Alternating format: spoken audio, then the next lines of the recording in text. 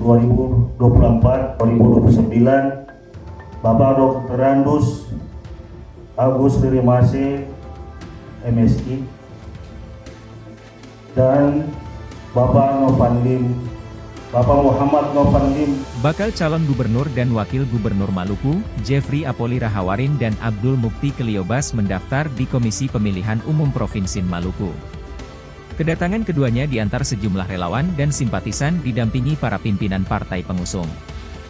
Di antaranya Partai Demokrasi Indonesia Perjuangan, yakni Ben-Hur Watubun dan Mercy Barens, Partai Nasdem, Hamdani Laturua, dan perwakilan dari Partai Hanura. Sesampai di KPU Maluku, keduanya langsung menyerahkan berkas pencalonan kepada komisioner KPU. Penyerahan berkas pencalonan dari pasangan yang mengusung tagline Beta Janji Beta Jaga itu kemudian dinyatakan lengkap dan diterima.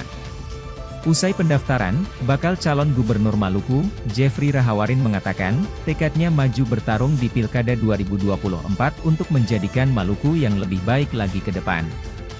Dengan begitu, Jeffrey Rahawarin dan Mukti Keliobas pun menginginkan Maluku baru lewat perubahan-perubahan yang akan mereka kerjakan jika terpilih pada 27 November 2024 nanti.